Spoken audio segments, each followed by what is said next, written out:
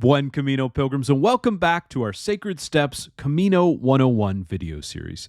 Today we're answering one of the most common questions: how much does it cost to walk the Camino de Santiago? I'm Kevin Donahue, author, pilgrim, backpacker, and host of the Sacred Steps podcast. Before we begin, you can find all of our Camino 101 videos on the Sacred Steps YouTube channel or our Facebook page. And if you're interested in walking the Camino de Santiago, I'd also recommend subscribing to the Sacred Steps podcast. On our podcast, we're walking virtually alongside pilgrims and authors, connecting a community of pilgrims from across the globe.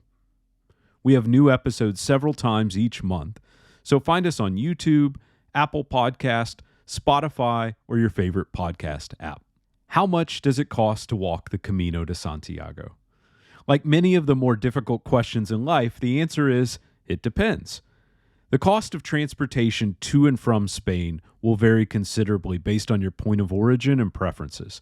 So for the purposes of this video, we'll focus on the daily cost of accommodations, meals, and laundry along the Camino de Santiago.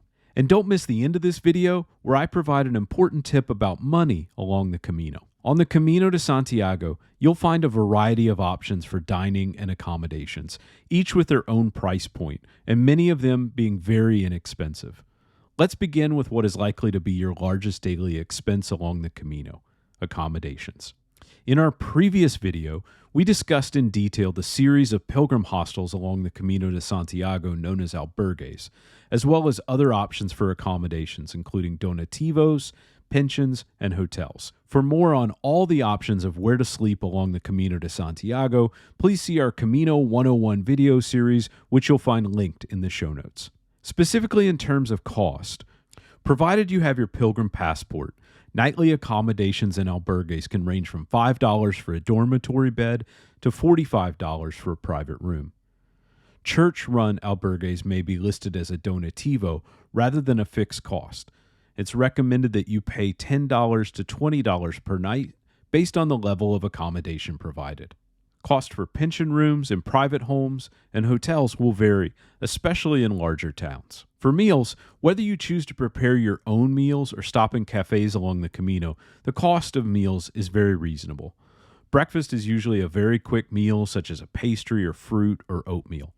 I find that walking early and stopping later in the cafe after 9 o'clock for breakfast help to avoid pilgrims and local crowds in all of these establishments. For lunch and dinner, many restaurants and cafes along the Camino offer a pilgrim menu of simple items for a reduced cost. This generous value menu will vary considerably across regions and establishments, but generally will cost $5 to $10, including an entree, such as a chicken, hamburger, pasta, along with a salad, vegetable, bread, drink, and occasionally a dessert. Speaking with restaurant owners along the Camino, I learned that offering this affordable option for pilgrims was their way of providing for the pilgrims along the Camino. For those who drink alcohol, many establishments provide a tapas plate, such as salami and cheese or breads with tomato spreads, with purchase of a beer or glass of wine. In some cases, the tapas were as filling as a nightly meal. Lastly, many albergues offer communal meals or provide cooking facilities. Time spent cooking and cleaning may be worth the cost savings for many pilgrims. Also, and here's a tip, tap water along the Camino is drinkable, and most pilgrims will carry refillable bottles. There's little need to purchase bottled waters along the Camino except as a luxury item. Let's talk about laundry.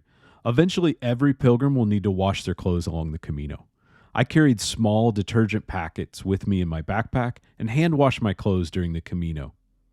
Laundromats are also available in most larger cities at a cost of roughly $3 to $7 per load. Here's a tip about money along the Camino de Santiago. Almost every transaction along the Camino will be done in cash. With the exception of hotels and a very few large restaurants who accept credit cards, I've found that most merchants do all transactions in cash. Digital currencies and phone payments may grow in popularity, especially in the post-pandemic Camino. However, pilgrims should be prepared to travel with cash or access ATMs throughout the Camino. Thank you for joining us for the Sacred Steps Podcast Camino 101 video series.